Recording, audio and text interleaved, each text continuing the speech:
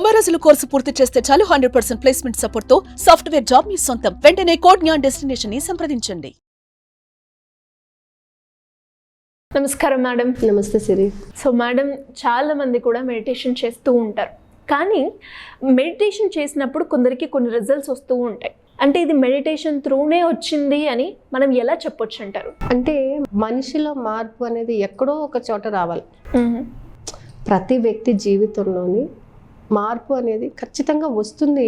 But ఆ day రావాలంటే you have to wait. అవును, ఆ డే వచ్చింది అంటే ఇప్పుడు మెడిటేషన్ చేయడం ద్వారా కూడా మనం కొన్ని మార్పులు చేసుకోవచ్చు. Maybe that will be the day.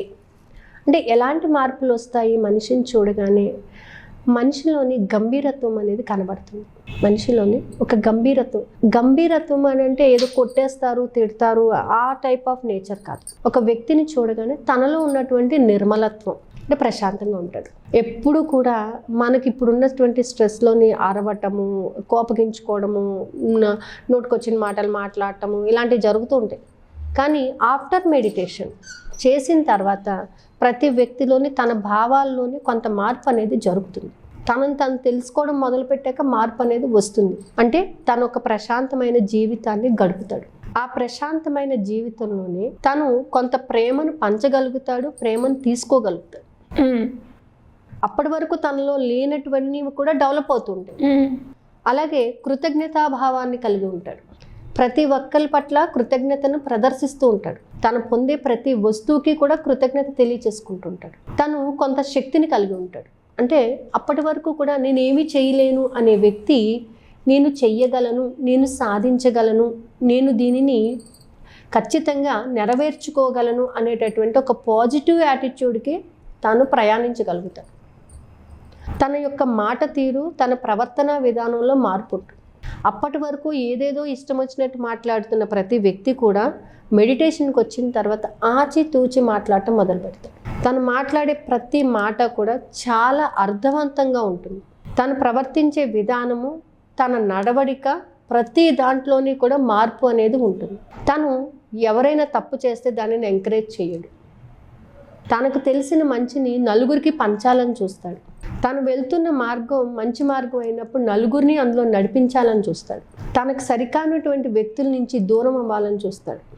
Day అంతటిని కూడా ఒక నిర్దిష్టమైన ప్రణాళిక ద్వారా నడిపించడానికి ప్రయత్నిస్తాడు. అంటే ఇవన్నీ మనిషిలో వచ్చే మార్పులే కదా. అప్పటి వరకు ఏదో గోల్ లేకుండా ఉన్నటువంటి వ్యక్తి ఆఫ్టర్ మెడిటేషన్ తను ఈ విధంగా తయారవుతాడు. తనకంటూ ఒక గోల్ని సెట్ చేసుకుంటాడు.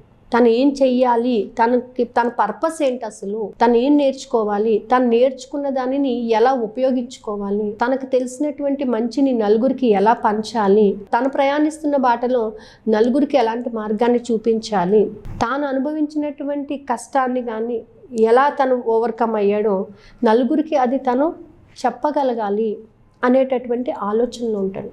ఎప్పుడు కూడా నలుగురికి మంచి చెయ్యాలి అనేటటువంటి భావానికి వస్తాడు. నలుగురిలోని కూడా మంచి వ్యక్తిత్వాన్ని అందించాలి అని ఆరాటపడతాడు. సో ఇవన్నీ ఎప్పుడు వస్తున్నాయండి అంటే మనకి మెడిటేషన్ చేయడం ద్వారా వస్తుంది. ఆ ఎనర్జీస్ తీసుకోవడం ద్వారా వస్తుంది. ఇంకా ఏంటంటే దేనినైనా కానీ చాలా సూక్ష్మంగా, చాలా లోపలికి పరీక్షించి చూడటం అనేది మొదలు పెడతాడు. అర్థవంతమైనటువంటి ఆలోచనలు మాత్రమే చేస్తాడు. అలాంటి సందర్భాల్లో తనకు తెలిసిన మంచిని మాత్రమే చెప్పడం మొదలు పెడతాడు. అంటే తనకు ఎవరైతే నచ్చలేదో, వేరే వాళ్ళ ప్రవర్తన తనకు నచ్చనప్పుడు వాళ్ళకి వ్యతిరేకంగా తను ఎప్పుడు కూడా పోరాటం చేయడు. సింపుల్గా అక్కడి నుంచి వెళ్ళిపోతాడు. వాళ్ళని క్షమించడం అనేది మొదలు పెడతాడు.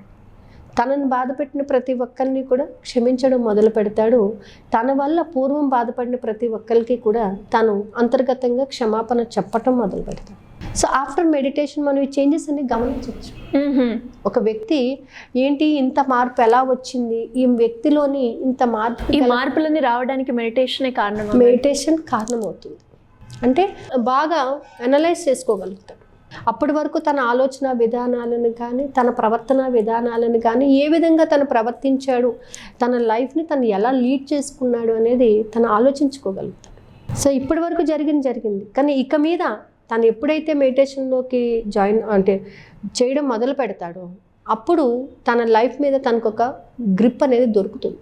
తను ఏం చెయ్యాలి, ఎలా చేయాలి, అసలు తనకి అంటూ ఒక నిర్దిష్టమైనటువంటి గోల్ ఏంటి, దాన్ని ఎలా అచీవ్ చేసుకోవాలి అనే దాని మీద సాధన చేయడం మొదలు పెడతాడు. దానికి ప్రణాళిక వేసుకుంటాడు, ఆ ప్రణాళికాబద్ధంగా వెళ్తాడనమాట. ఇవన్నీ కూడా ఎప్పుడు వస్తాయంటే మనిషి తాను తెలుసుకున్నప్పుడు. తనను తెలుసుకోవాలంటే బుక్ చదవక్కర్లేదు, నిన్ను నువ్వు చదువుకోవాలంటే నీ అంతరాత్మలోకి నువ్వు ప్రయాణించగలిగినప్పుడు మాత్రమే నిన్ను నువ్వు చదువుకోగలుగుతావు. అన్నిటికన్నా కూడా పెద్ద నాలెడ్జ్ ఏంటంటే నిన్ను నువ్వు చదువుకోవడం. నీలో ఉన్నటువంటి ఆ అంతరాత్మలో ఉన్నటువంటి ఆ భగవంతుణ్ణి క్షుణ్ణంగా పరిశీలించగలగడం. సో ఇవన్నీ మెడిటేషన్ వల్ల సాధ్యపడతాయి. సో అందుకే ఏంటంటే జ్ఞానాన్ని పెంపొందించుకోవడానికి ధ్యానం అనేది important. To get knowledge meditation is important. జ్ఞానం కోసం ధ్యానం. సో ఆ జ్ఞానాన్ని మనం ఎప్పుడైతే పెంచుకుంటామో మనకి కావాల్సిన ప్రతి దానిని కూడా ఈ అనంతమైనటువంటి విశ్వం నుంచి మనం పొందగలుగుతాము. అంటే ఆ కావాలి అనేటటువంటి దాని మీద మనకి ఎంత అవగాహన ఉంది, ఇంకా ఎంత అవగాహన పెంచుకోవాలి, ఇంకా ఎంత అవగాహన పెంచుకుంటూ ఉంటే మనం దానిని పొందగలుగుతాము అనే విషయాన్ని మనం చాలా స్పష్టంగా తెలుసుకోగలుగుతాం. ఎందుకంటే మెడిటేషన్ ఈజ్ వెరీ ఇంపార్టెంట్. అంటే నేను తెలుసుకున్నటువంటి నిజం ఇది.